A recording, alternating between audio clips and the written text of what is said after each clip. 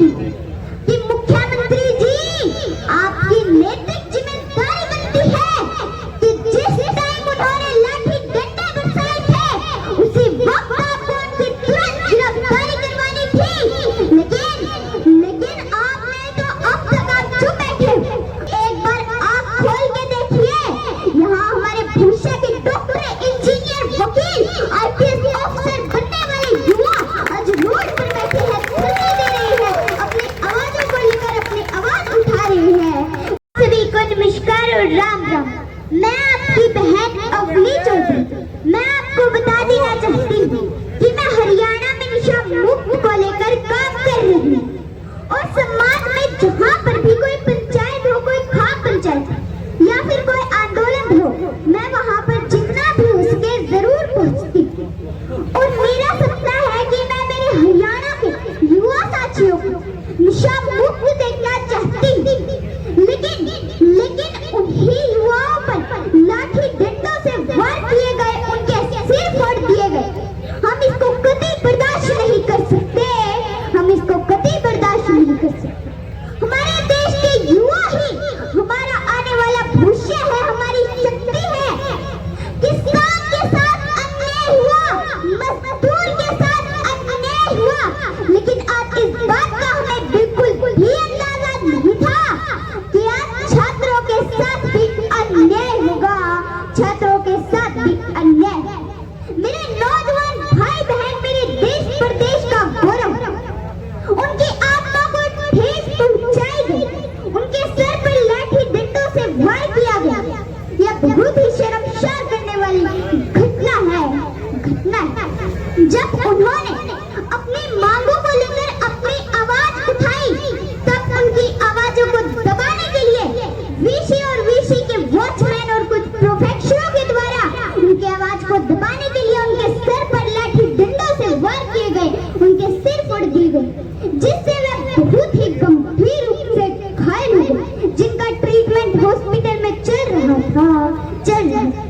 Professor बच्चों को अच्छी शिक्षा देने के लिए होते, अच्छे संस्कार देने के लिए होते, अच्छा मार्गदर्शन सिखाने के लिए होते हैं, ना कि अपने ही छात्रों का, अपने ही बच्चों का लाठी डंडों से सिर फोड़ देते हैं। मैं इस मंच के माध्यम से एक बात बोलना चाहती हूँ कि ये छात्रों का आंदोलन है, ये छात्रों की लड़ाई है।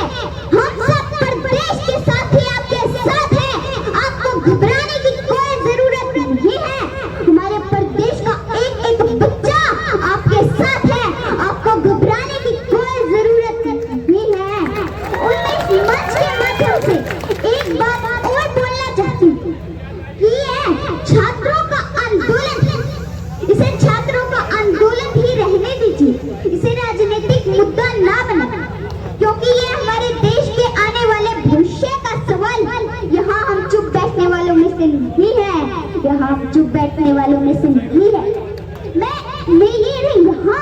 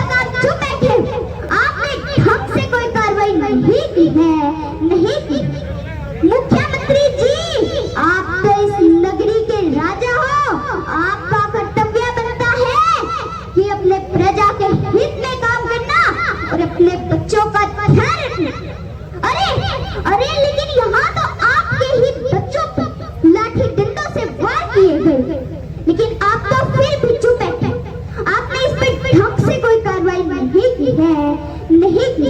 मैं इस मंच के माध्यम से माननीय मुख्यमंत्री जी हाथ जोड़कर अपील करती हूँ, रिक्वेस्ट करती हूँ, प्रार्थना करती हूँ कि मुख्यमंत्री जी आप छात्रों की मांगों को पूरी कीजिए, उनकी मांगों को सुनिए।